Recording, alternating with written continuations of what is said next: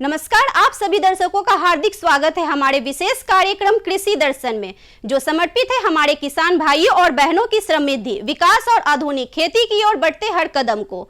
इस मंच के माध्यम से हम लाते हैं खेती से जुड़ी जरूरी खबरें, मंडी के ताजा भाव, मौसम का हाल, नई तकनीकों की जानकारी, विशेषज्ञों की सलाह, साथ ही देखी प्रेरणादायक कहानियां भी। तो आइए शुरुआत करते हैं आज के अंक की ओर। सबसे पहले नजर डालते हैं हमारे पहले सेगमेंट खबरें खेती की पर।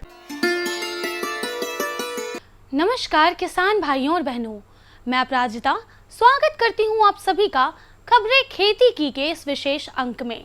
आज के कार्यक्रम में हम जानेंगे मुर्गी पालन में मौसम के अनुसार सावधानियां, मछली पालन में ठंड के मौसम की देखभाल, मटर की अच्छी किस्मों की जानकारी, एक सफल किसान की प्रेरक कहानी और इसके साथ ही नजर डालेंगे मंडी और मौसम के हाल पर भी। तो आइए शुरू करते हैं आज के अंक की और सबसे पहले नजर डालते हैं मुख्य समाचारों पर।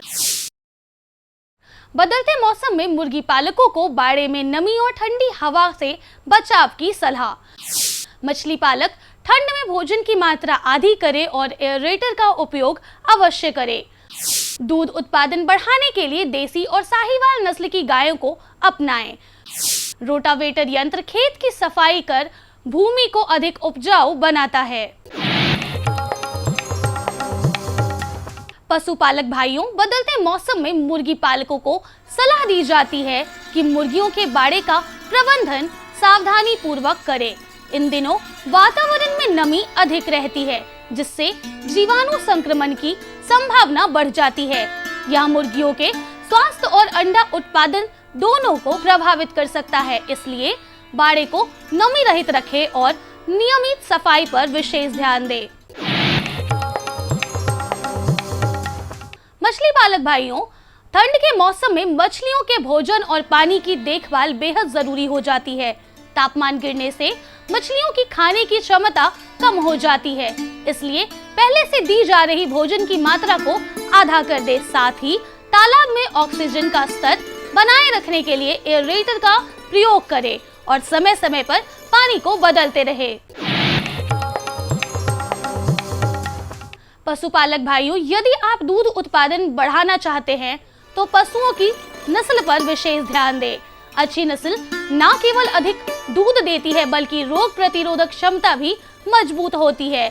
बिहार की जलवायु के अनुसार साहीवाल और देसी नस्लें सबसे उपयुक्त मानी जाती है, क्योंकि ये कम बीमार पड़ती हैं और बेहतर आमदनी प्रदान करती हैं।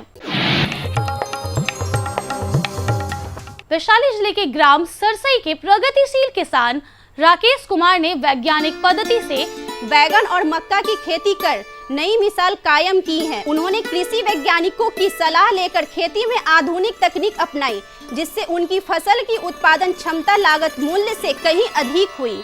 राकेश कुमार की यह सफलता अन्य किसानों के लिए प्रेरणा स्रोत है। अभी तत्काल बैगन का और मक्का का किए हुए। मक्का लगाने में ज़्यादा लागत नहीं है, हाफ एकड़ लगाने में लगभग इसका है 7-8 हज़ार रुपये। मुनाफा 50%। रोटावेटर आधुनिक खेती के लिए एक अत्यंत उपयोगी यंत्र है। इसे ट्रैक्टर से जोड़कर खेत में चलाया जाता है, जिससे भूमि में मौजूद खरपतवार आसानी से हट जाते हैं और मिट्टी अधिक उपजाऊ बन जाती है। यह उपकरण समय, श्रम और लागत तीनों की बचत करता है।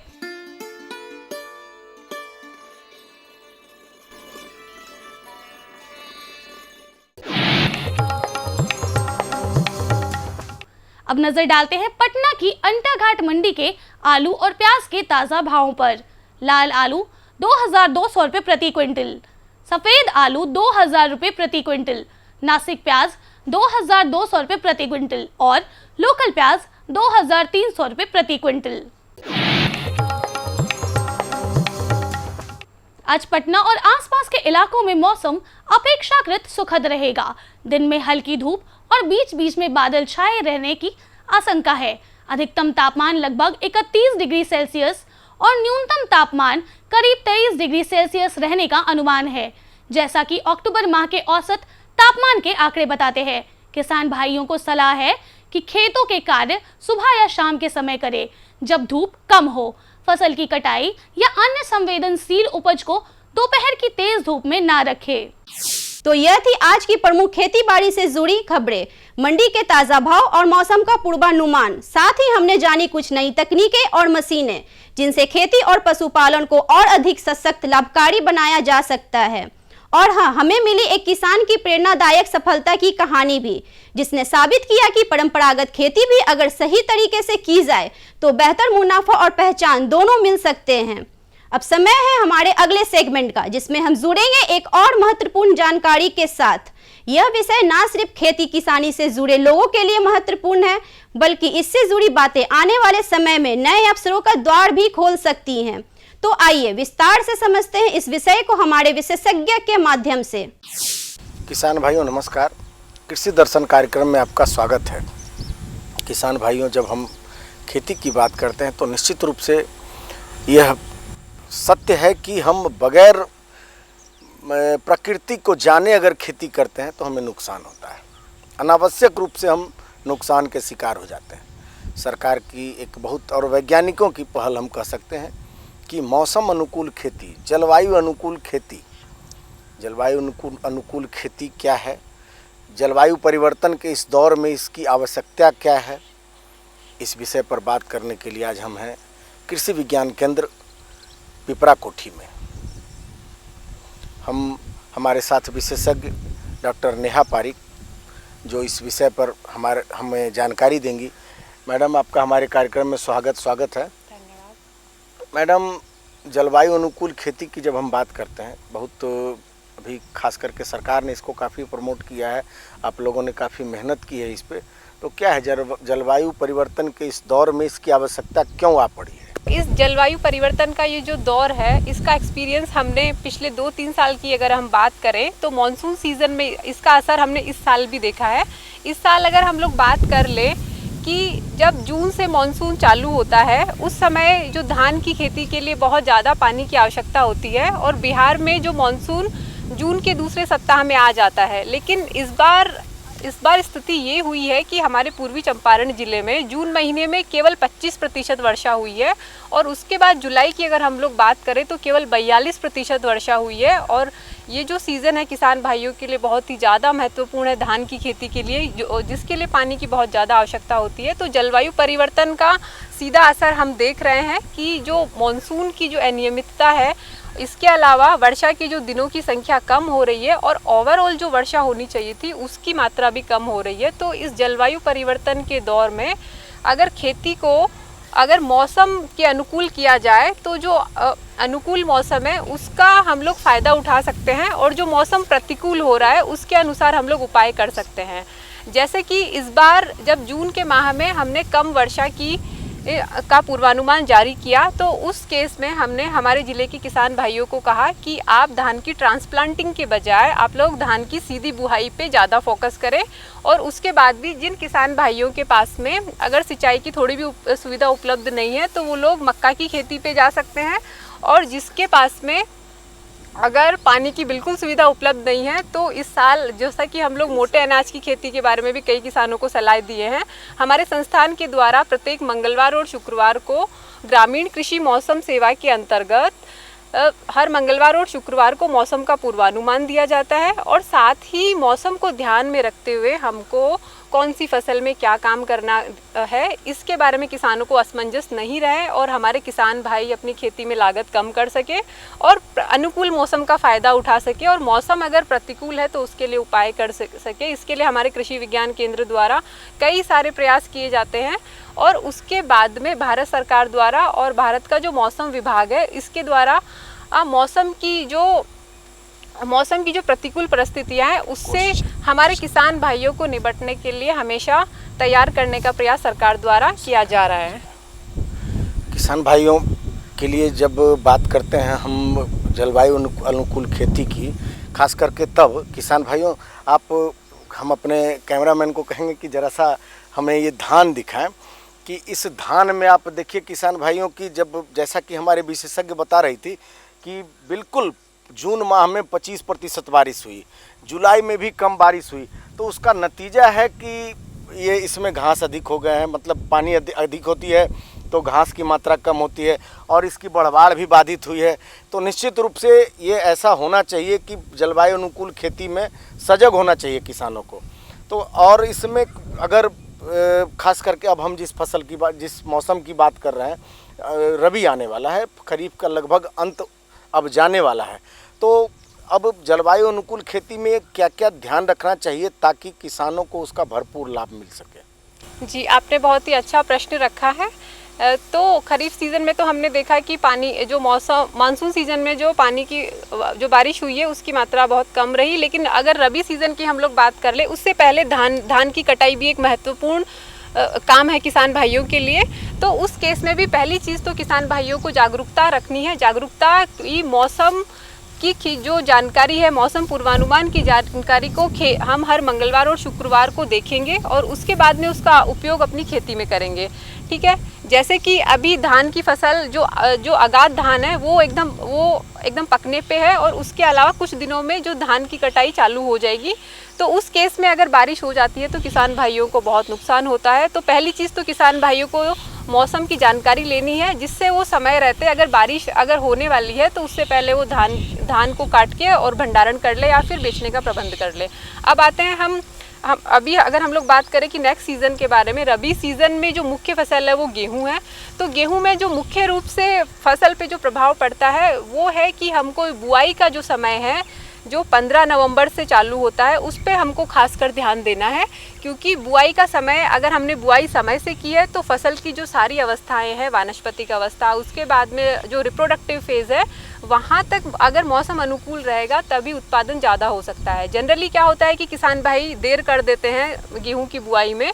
उस केस में मार्च में अगर तापमान में वृद्धि होती है तो गेहूँ में दाने एकदम पतले बनते हैं और किसान भाइयों हम लोग उत्पादकता कम प्राप्त करते हैं। तो रबी के मौसम में महत्वपूर्ण चीज़ ये हो गई कि गेहूं की बुआई हमको समय से करनी है और उसके बाद में भी जो हम लोग मौसम की जानकारी देते हैं उसको नियमित तौर पे पालन करते रहना है। और जिससे कि हम क्या करेंगे कि अगर बारिश की संभावना है तो हम लोग खेत में पानी नहीं देंगे, और अगर बारिश की संभावना है तो उस केस में हम लोग क्या करेंगे कि खेत में जो भी खाद डालना है, जो भी स्प्रे करना है, वो उस टाइम पे ना करके उसके बाद में करेंगे। इसका क्या फ़ायदा होगा कि जो हमने खाद दिया, जो हमने स्प्रे किया, उसका पूर्ण लाभ हमारे पौधे को मिले। जैसे किसान भाइयों ने अगर खेत में कोई स्प्रे कर दिया, खाद डाला और उसके बाद एक दिन बाद भी अगर या उसी दिन बारिश हो गई तो उस केस में जो खाद है वो पानी के साथ चला जाएगा नीचे और उसके अलावा जो हमने स्प्रे दिया उसका भी प्रभाव उतना ज़्यादा नहीं रहेगा। उसके अलावा जो दूसरी फसल की हम लोग बात कर ले, आलू रबी सीजन में एक महत्वपूर्ण फसल है। उसमें भी अगर हम लोग झुलसा रोग की बात करें तो झुलसा रोग का प्रकोप बहुत ज़्यादा होता है। तो हमारे संस्थान कृषि विज्ञान केंद्र द्वारा सप्ताह में 2 बार, जैसा कि मैंने बताया, कि जो रोग और कीड़े लगने वाले होते हैं फसल में उसके लिए भी पूर्वानुमान दिया जाता है। तो किसान भाइयों से मेरा आग्रह रहेगा कि इस मौसम की जानकारी को आप लोग देखें। और इसके अलावा जो भारत का मौसम विभाग है उसका एप्लीकेशन है, मेघदूत एप्लीकेशन, उसको भी आप लोग अपने एंड्रॉयड फ़ोन में डाउनलोड कर सकते हैं और अपने ब्लॉक का मौसम प्राप्त कर सकते हैं।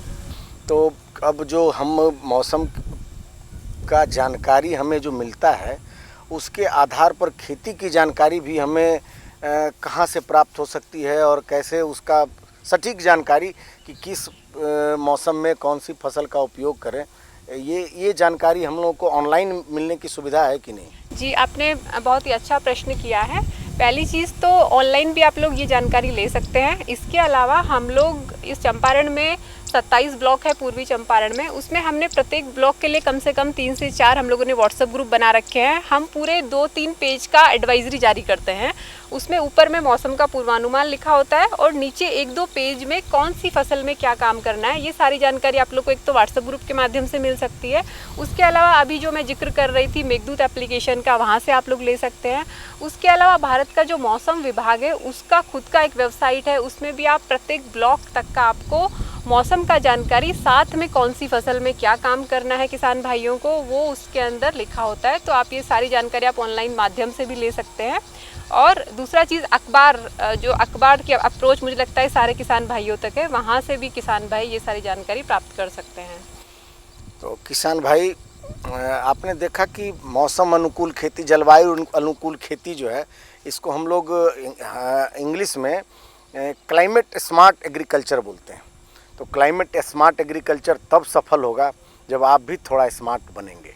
आपके पास स्मार्टफोन है तो आप थोड़ा सा स्मार्ट बनिए, थोड़ा ऑनलाइन होइए, और हमारा जो जितना भी जानकारी है एग्रीकल्चर साइंटिस्टों के द्वारा जो दी जाती है उसका लाभ लें। आपने इतनी अच्छी जानकारी दी नेहा जी, इसके लिए बहुत बहुत धन्यवाद। विशेषज्ञ से मिली ये उपयोगी जानकारियां निश्चित रूप से आपके लिए लाभकारी सिद्ध होंगी। अब समय है एक छोटे से विराम का, आप कहीं जाइएगा मत, क्योंकि ब्रेक के बाद हम लौटेंगे और भी रोचक और उपयोगी जानकारी के साथ। बने रहिए हमारे साथ कृषि दर्शन में। हर जोखिम से निकल कर फसल आए, सुरक्षित हो जाए, फसल बीमा से हर किसान अब आत्मनिर्भर हो जाए। अब सूखा पड़े या बाढ़ आ जाए कोई डर नहीं, अब ओले पड़े या कीट पतंगे फसल खा जाए कोई फिक्र नहीं। अब कैसी भी आपदा हमारी फसल पे आ जाए, क्षति होने पर हमारे दावों का उचित भुगतान मिलता है, क्योंकि हमने लिया है प्रधानमंत्री फसल बीमा। बुआई से फसल कटाई तक हर जोखिम का दावा, न्यूनतम प्रीमियम पर अधिकतम भुगतान का वादा। योजना से हर साल जुड़ रहे हैं 5 करोड़ से ज्यादा किसान। अब आपकी है बारी। नजदीकी कृषि कार्यालय, सहकारी समिति, बैंक शाखा, अधिकृत बीमा कंपनी या जन सेवा केंद्र में स्वेच्छा से करा सकते हैं पंजीकरण। फसल बीमा पोर्टल या फसल बीमा ऐप द्वारा भी किया जा सकता है पंजीकरण। ब्रेक के बाद एक बार आपका फिर से स्वागत है आपका हमारे खास कार्यक्रम कृषि दर्शन में। अब पेश है हमारा अगला सेगमेंट, एक संक्षिप्त लेकिन ज्ञानवर्धक फीचर फिल्म, जिसमें हम देखेंगे खेती से जुड़ी महत्वपूर्ण विषय पर एक रोचक प्रस्तुति। तो आइए देखते हैं आज की यह विशेष फिल्म।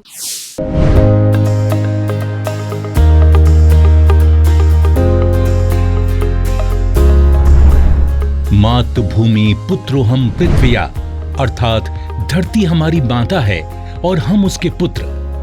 माता और पुत्र के इस रिश्ते को सदियों से सींचती आई है हमारी प्राकृतिक कृषि या देसी गौ आधारित कृषि।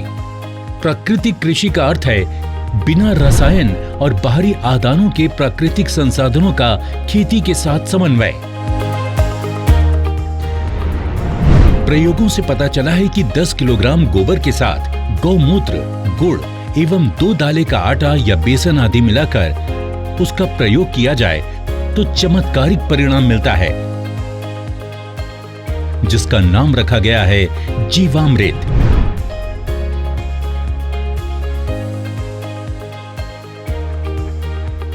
प्राकृतिक कृषि प्रक्रिया में धरती का अमृत जीवामृत। आइए हम जानते हैं कि जीवामृत का निर्माण कैसे होता है। जीवामृत निर्माण के लिए जरूरी सामग्री: 10 किलोग्राम देसी गाय का गोबर, 8 से 10 लीटर देसी गाय का मूत्र, 1.5 से 2 किलोग्राम गुड़, 1.5 से 2 किलोग्राम बेसन, 180 लीटर पानी और मुट्ठी भर पेड़ के नीचे की मिट्टी। आसानी से उपलब्ध इन सामग्रियों से जीवामृत बनाने की विधि भी इतनी सरल है कि कोई भी किसान इसे अपने आप बना सकता है। इन सामग्रियों में से गुड़, बेसन एवं गोबर को पानी या तो गौमूत्र का उपयोग करके लिक्विड जैसा बना सकते हैं। अब इन सामग्रियों को एक ड्रम में डालकर उसे लकड़ी के एक डंडे से घोलना है।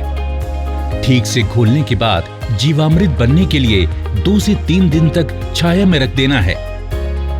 प्रतिदिन सुबह और शाम घड़ी की सुई की दिशा में लकड़ी के डंडे से 2 मिनट तक इसे घोलना है और जीवामृत को बोरे से ढक देना है। ये जीवामृत जब सिंचाई के साथ खेत में डाला जाता है तो भूमि में जीवाणुओं की संख्या अविश्वसनीय रूप से बढ़ जाती है और भूमि के रासायनिक व जैविक गुणों में वृद्धि होती है। जीवामृत को महीने में 2 बार या 1 बार उपलब्धता के अनुसार 200 लीटर प्रति एकड़ के हिसाब से सिंचाई के पानी के साथ देना चाहिए। फलों के पेड़ों के पास दोपहर 12 बजे जो छाया पड़ती है, उस छाया के पास प्रति पेड़ 2 से 5 लीटर जीवामृत भूमि में महीने में 1 बार या 2 बार गोलाकार में डालना चाहिए। इससे मिट्टी स्वस्थ बनती है और फसल भी उतनी ही बेहतर मिलती है। इससे किसान के मित्र माने जाने वाले केंचुओं की संख्या बढ़ती है। प्राकृतिक कृषि में गहरी जुताई की भी जरूरत नहीं होती है। इतना ही नहीं, प्राकृतिक कृषि भूमिगत जल को भी बढ़ाती है।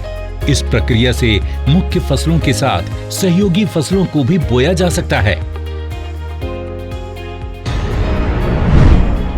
घन जीवामृत का ही सूखा हुआ स्वरूप है, जिसे फसल बोने से पहले जमीन में मिलाया जाता है। धूप में सुखाए गए 200 किलोग्राम गोबर में ताजा बना 20 लीटर जीवामृत मिलाकर 2 दिन छाया में रखते हैं। इसे एक बार फिर से धूप में सुखाकर तथा डंडे से पीसकर महीन बना दिया जाता है। यही घन जीवामृत है जिसे 1 एकड़ के लिए प्रयोग कर सकते हैं। बीजामृत प्राकृतिक खेती का एक आवश्यक आदान बीजामृत है। बीजामृत जहां बीज को बीज जनित रोगों से बचाता है, तो वहीं इसकी अंकुरण क्षमता को अद्भुत रूप से बढ़ाता है। देसी गाय के 5 किलोग्राम गोबर, 5 लीटर गौमूत्र, 50 ग्राम बुझा हुआ चूना और थोड़ी सी मिट्टी को 20 लीटर पानी में मिलाकर बीजामृत बनाया जाता है। एक रात रखने के बाद इसमें 100 किलोग्राम बीज का संस्कार किया जाता है। इससे 1 दिन बाद संस्कारित बीज बुआई के लिए तैयार हो जाता है। आच्छादन प्राकृतिक खेती का एक महत्वपूर्ण नियम है। खेती वाली सारी भूमि को फसल अवशेष से या छोटी अवधि की अंतर फसलों से पूरा ढक दिया जाता है। आच्छादन भूमि में नमी बनाए रखता है तथा वातावरण से नमी को खींचकर खेती हेतु पानी की खपत को भी अद्भुत रूप से घटाता है। जीवाणुओं एवं केंचुओं की गतिविधियों को बढ़ाता है, खरपतवार को नियंत्रित करता है तथा अंत में विघटित होकर जमीन से कार्बन उत्सर्जन को रोककर भूमि की जैविक कार्बन क्षमता को बढ़ाता है। वापसा इस कृषि विधि में वापसा निर्माण भी एक महत्वपूर्ण प्रक्रिया है, जिससे भूमि में हवा एवं नमी का बराबर संतुलन बनाए रखा जा सकता है। अग्निअस्त्र प्राकृतिक कृषि विधि केवल भूमि की उत्पादन क्षमता को ही नहीं बढ़ाती है, बल्कि कीट एवं बीमारियों की रोकथाम के लिए भी एक प्रभावी विकल्प प्रदान करती है। फसलों पर कीट पतंगों की रोकथाम के लिए स्थानीय वनस्पति पर आधारित सस्ता तथा किसान के खेत में बनने वाला ही आदान है अग्निअस्त्र। 5 किलोग्राम नीम या अन्य स्थानीय पौधा जिसे गाय नहीं खाती, उसके पत्ते, 20 लीटर देसी गाय का मूत्र, 500 ग्राम तंबाकू पाउडर, 500 ग्राम हरी मिर्च तथा 50 ग्राम लहसुन के पेस्ट को मिलाकर धीमी आंच में उबालकर 48 घंटे के लिए रखा जाता है। सुबह शाम 2-2 मिनट के लिए घोलें। इस घोल का 6 लीटर प्रति 200 लीटर पानी में मिलाकर 1 एकड़ में छिड़काव करें। नीमास्त्र, ब्रह्मास्त्र, दशपर्णी अर्क इत्यादि भी कीट पतंगों की रोकथाम के लिए उपयोग में लाए जाते हैं। इस तरह खट्टी लस्सी, कंडित, सौठास्त्र इत्यादि प्रभावी रूप से विभिन्न बीमारियों के निवारण के लिए प्रयोग में लाए जाते हैं।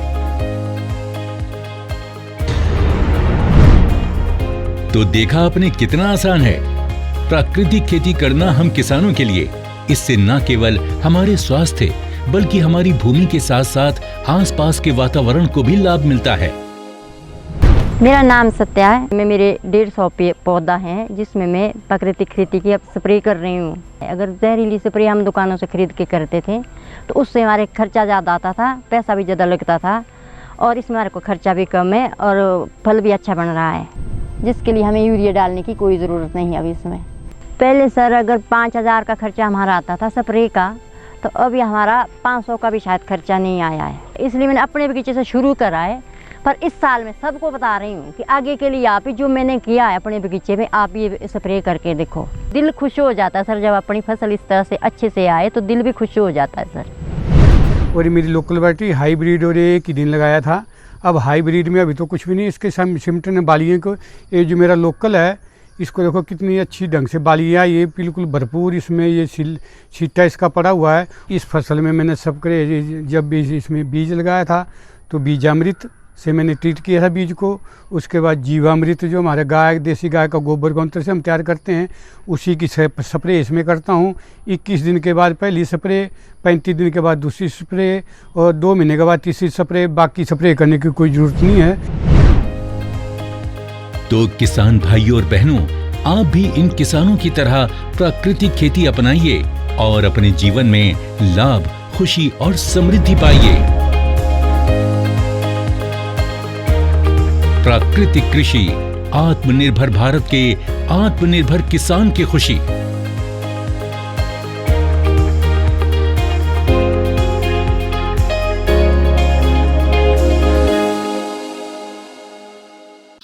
तो दर्शकों, यही था कृषि दर्शन का आज का अंक, जहां हमने जानी खेती से जुड़ी अहम खबरें, मिले विशेषज्ञों की सलाह, देखी आधुनिक तकनीक और उपकरणों की जानकारी और सुनी एक प्रेरणादायक सफलता की कहानी। हमें पूर्ण विश्वास है कि यह कार्यक्रम आपके लिए उपयोगी और जानकारी पूर्ण रहा होगा। हम फिर हाजिर होंगे ऐसे ही और भी रोचक और ज्ञानवर्धक विषयों के साथ। तब तक आप स्वस्थ रहें, खुशहाल रहें और खेती के क्षेत्र में लगातार आगे बढ़ते रहें। नमस्कार। हमारा पता है कृषि दर्शन, कमरा नंबर 203, द्वारा केंद्र निदेशक, दूरदर्शन केंद्र पटना, फ्रेजर रोड, पटना। आप हमसे ईमेल के माध्यम से भी संपर्क कर सकते हैं। हमारा ईमेल है directorddkpatna@gmail.com या kddkpatna@gmail.com।